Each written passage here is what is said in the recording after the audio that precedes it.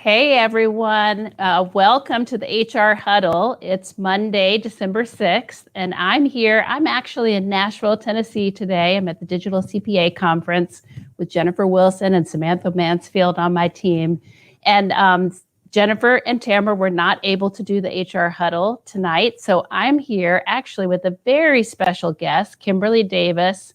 She is an HR director from a top 200 firm, GRF CPAs in the DC area. And so she's here to talk to us about HR priorities, talent priorities for 2022. And I'll tell you, talent is a hot topic at the Digital CPA Conference, Kim. That's what people want to talk about. That's the problem that they want to solve. And so you and I are going to talk about some of the stuff that you're up to these days and what you're seeing for 2022. And thank you so much for being here with us. Oh, no problem at all. Anytime, Renee, for sure. Yeah. So why don't you tell us what you're up to? Like, as you look ahead to 2022, and we're close, Kim, because it's December 6th. So we have like 25 more days or something in this year. And so you're probably looking ahead to next year. Mm-hmm. And so I'm just curious, like, what do you think you're going to be prioritizing in 2022? I think like all of us, COVID-19 mandates and OSHA requirements, that of course is top on everyone's mind. We've already put some policy in place, our vaccination policy. Now we go back and forth as to whether we add PCR testing as a part of it, tracking systems. In regard to the COVID-19 vaccines, we're actually looking into that right now, and our law firm that we deal with is actually coming up with a product that will assist us in tracking. But then is OSHA going to require us to track boosters? So, there's just going to be a lot of moving parts as we go forward. So the mandates are number one. And once we find out what actually is going to happen, we're going to have to move quickly. So can I ask you, Kim, because I wonder if you are mandating a vaccine. Oh, yes. Mm-hmm. So, but when I say that, no one will be terminated if they do not receive the vaccine. However, you will not be able to come into our offices. You will not be able to participate in any group functions if you're not vaccinated, and you can't represent the firm at any networking event without being vaccinated.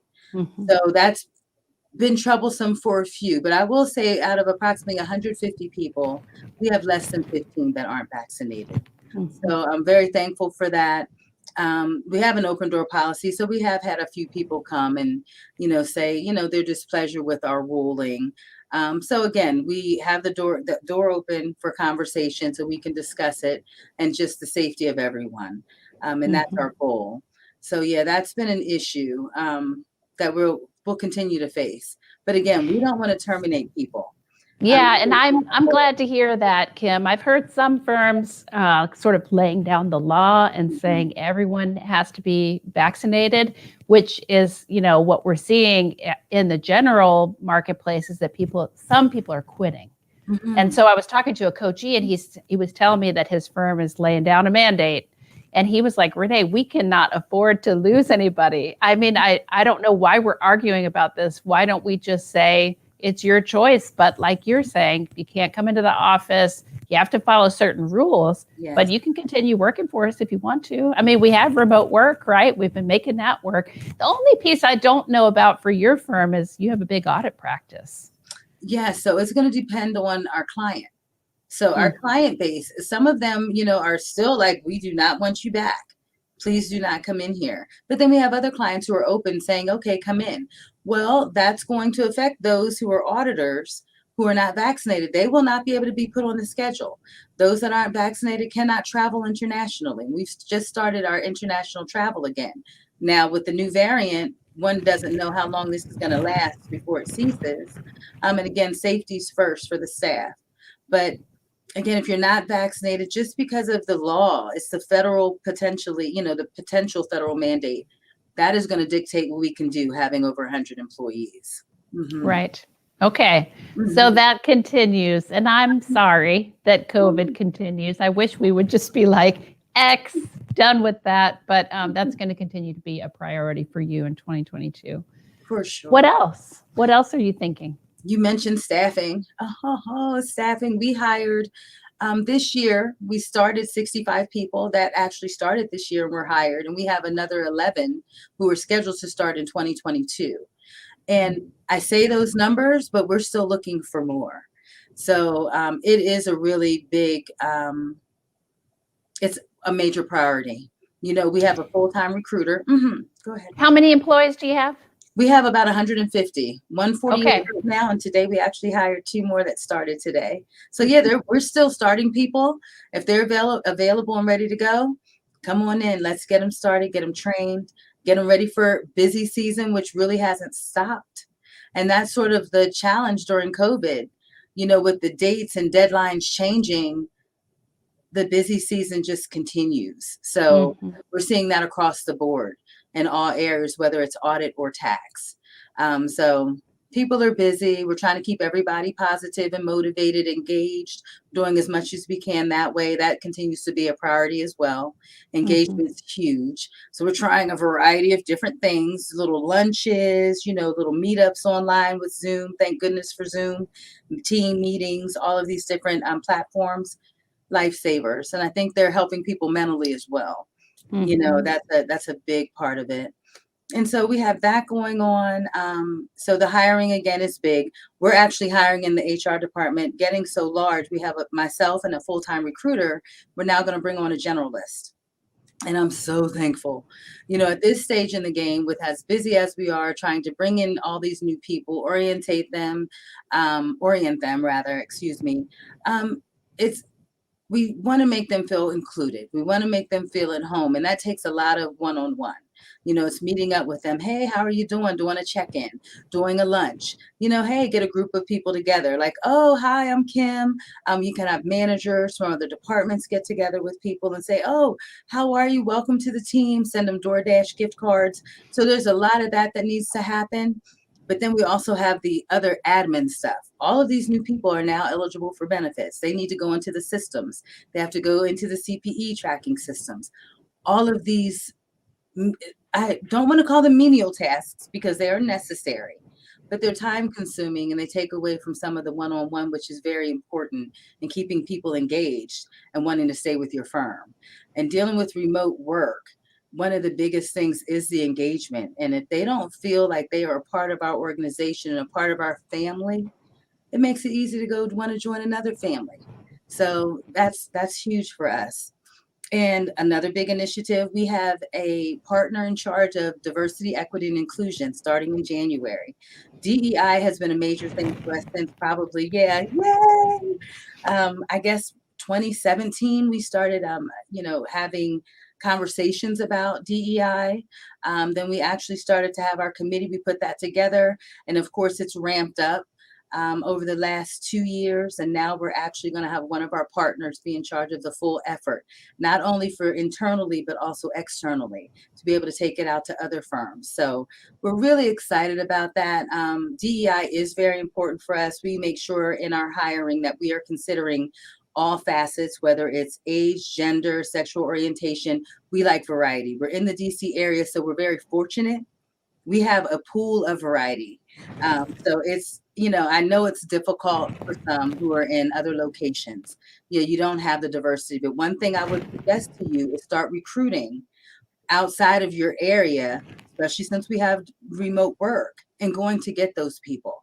And I would suggest to you also, which would make it a little easier, hire more than one person, a diverse person at a time. Let them come in as a group, because then they have that connection right away. So something to think about in this diversity, equity, and inclusion environment. And again, inclusion is a huge part of it. You have to make them feel part of the family. One of those ways is being able to provide feedback. So we're going to focus on that this year. Feedback is huge. You have to be able to feel comfortable having a conversation with someone who's not doing well or performing as well as you would hope they would be.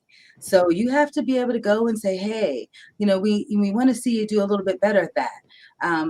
But if your staff, if your seniors, your supervisors, your managers, your partners aren't comfortable having the conversation, when someone's not performing well, that person can't progress, can't get better, you're going to lose them. So then, you're not going to be able to retain those folks. So again, and when I say folks, I mean whether it's age, gender, sexual orientation, race, everybody's working together. Please understand we are all part of a diverse group. We all have different personalities. Renee, you got blonde hair, girl. You part of the blonde hair group. Curly hair. I'm in the Yeah, curly hair crew too. yes, exactly. That's some diversity. So, we all have to work together.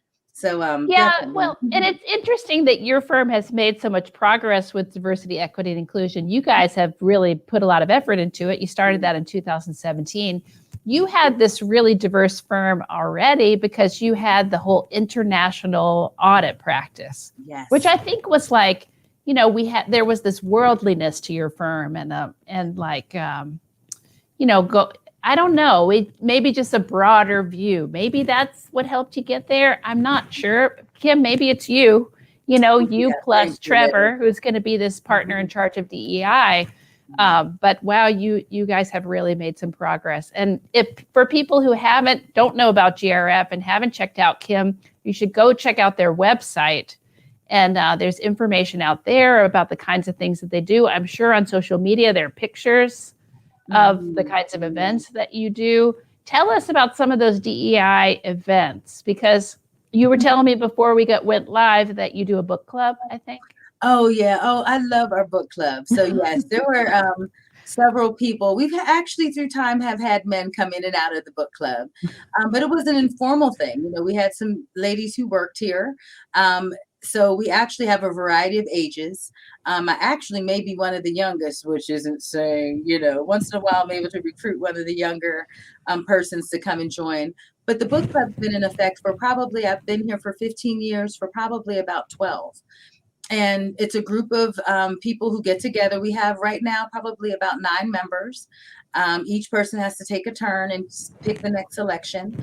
It's a variety. So there's the book club within that separate fun club.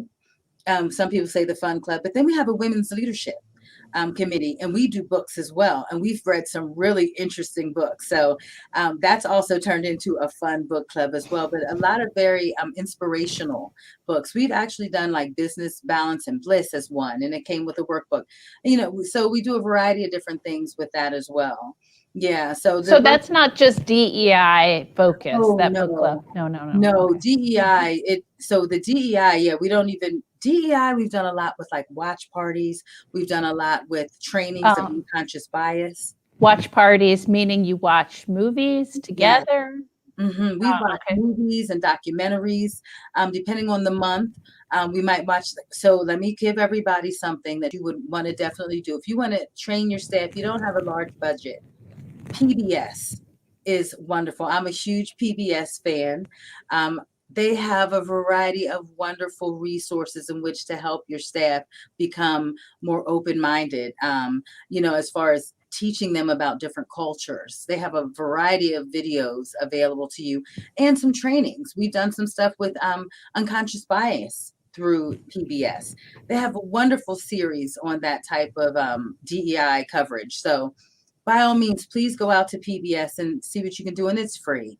And that's one of the other things about PBS, that, it is something that is free to you to utilize to train your staff and help with diversity and training people, again, on other cultures.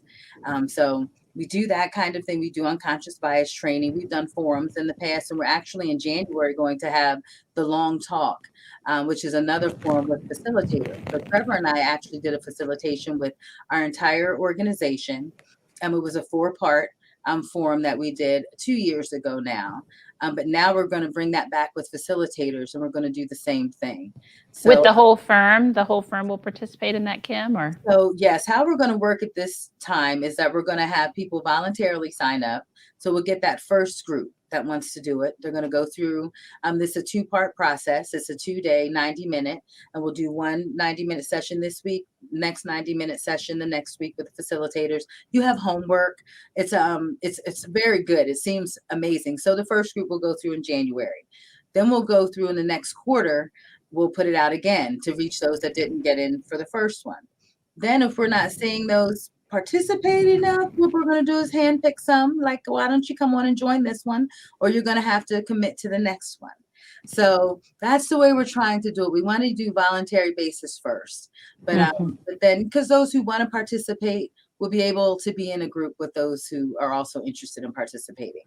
So we're looking forward to that. Of course, then that goes on top of unconscious bias training, which we'll do. Again, that's a quarterly event because, you have to stay in people's ear about different things. We all have our unconscious biases. Please know that, you look at someone walking down and you make immediate assumptions. It's natural, it's human, that's who we are, but it's trying to control that, and being more open. So we continue to work on that again, and that will help us with giving feedback to others, feeling comfortable speaking to someone else. That is huge. The whole feedback thing, when you were talking about that, I think that's, it's important to DEI, Kim, but then if we think about everybody's trying to figure out how do we build these young people up faster? We lost the middle. We're having all this turnover.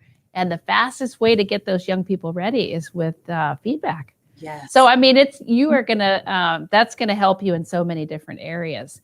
And one thing that we have really found, and actually if you haven't read this book, Thanks for the Feedback, it's a fabulous book on feedback. And they talk about how important it is to teach people how to receive feedback. They say, yes, it's important to have skilled feedback givers, but also if people are good receivers of feedback, if they open up that door, if they aren't nervous about it, if they pull for good feedback, if they say, hey, Kim, listen, this is the kind of feedback that really works for me, then they'll get that whole feedback engine going in your organization. That would be awesome. Yeah, big time. Because sometimes you say the first word of, oh, this could get better, and they get stuck. And then they don't hear anything other than, I didn't do this right. So, yeah. It is. There's it's the little voice. It's the same thing that happens with the unconscious bias. I think it's that little voice, man. And it just fires off and starts talking. And we can't turn it off. And we can't really control it, I don't think, but we can recognize what it's saying and say, hey, I don't think that's really the truth in this matter right here. Hang on just a second, little voice. I'm not sure if I want to go that direction or really have those thoughts inform what my decisions are going to be or the words that are going to come out of my mouth. So. Yes. So true. Yeah, that little angel, sometimes I'll just do a little pluck on the side. And, Oh, I like that. Yes, it is. It's sitting there on the shoulder, like, come on. Yeah. And mine's a guy, so I always want to. Yeah. I think my little voice is a guy, not a girl. I think a lady would be more empowering to me than my little voice is, Kim. Oh, I get one on each side. So it's usually the bad one over here in my good ear. Okay, yeah. So, hey, can we go back for a second to your role? Because, we've been talking a lot the last couple of years about how HR is so under-resourced in firms around the country. And we talk about these 10 different areas of HR. And where you were, you didn't like to call it the busy work or the grunt work or something. That is the administrative side, the legal side of HR. We have to do that, right? It's important. Oh, yeah. But certainly that's not the inspiring side of HR. That's not talent management. That's not engaging and motivating people. That's not attracting people to your firm. And so there are all these other things that we have to be looking at. And so I wonder, where do you see your role going with the generalist coming in? And that person is going to take over some of that kind of ground level work. What do you want to focus on? The people. I really want to focus on making time for us to get together and building the relationships, being that person in between even the manager and the person, bringing them together. That is the key. Again, when we're talking about engagement, we have to be able to bring our people along. We have to be able to build those personal relationships. That's what's going to make someone stay a little longer. Now, sometimes you have the thing of they need to move. There are some other issues at play. However, if you have a good relationship with someone, they're going to be able to come talk to you about what the issues or concerns are so that we can address it. So my goal is to have more meetings with staff. I know people are like, oh, meetings. Yeah. People enjoy a really good conversation. When we have lunch, invite them here's your DoorDash gift card. Here's your code. Come on and meet me for lunch. We have a wonderful time. First, let's hear about what's happening with, your life. That's key. People are bringing their life with them every day to work. Okay. And that just brings up a point where, Renee, we actually had a group of working parents who were now also homeschooling through COVID. So we put that group together. Again, this is about people being able to talk. Boy, did that turn into a venting session. I was like, oh no, and not even a no, it was a good oh no. Like, I'm glad people got comfortable. And so we had a group of probably about 25 people, men and women. And people got to know each other. With us bringing on this many people, having these informal groups come together is huge, and people getting to know each other. We're not passing each other in the office any longer. So we have to come up with ways in which we're meeting on Zoom. So anything you can come up with. Oh, someone's going to do a demonstration of cooking. So with our all staff meetings, we do breakout rooms. We have certain partners and managers. They're in charge of the breakout room on music.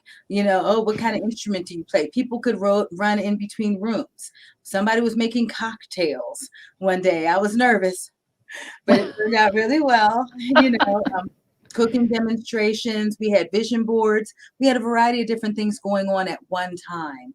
So those are key. These meetings are huge via Zoom, again, or Teams. So my goal, again, is to really be involved with the staff, bringing different groups together every day. Every day I should have a meeting that's dealing with different groups of people where we're on the call, and, dealing with whatever the issue may be, or and I shouldn't say issue, the deal of the day, the concern of the day, we have some conversations. But then also, of course, the regular, or I shouldn't say regular, but those other things that come to play, meeting with the managers. Again, that's huge, and helping to coach the managers through things. How's everything going?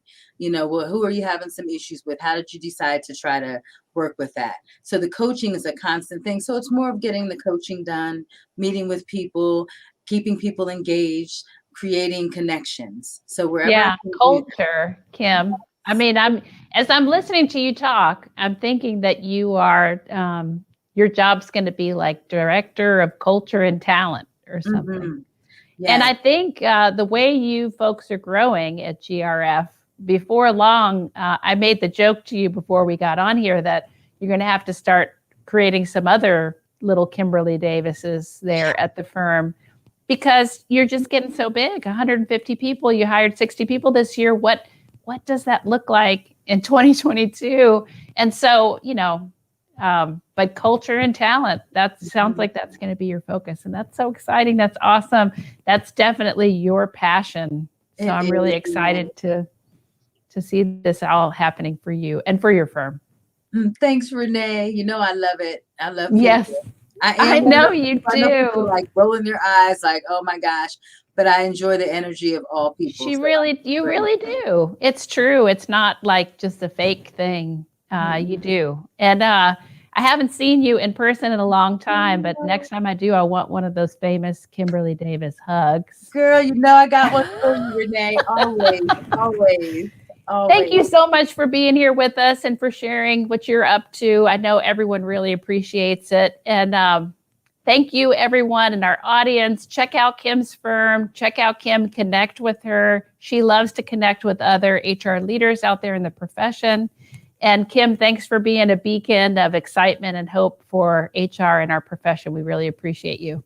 Thank you so much. Thanks, Renee. Have a good night, everybody. Good night.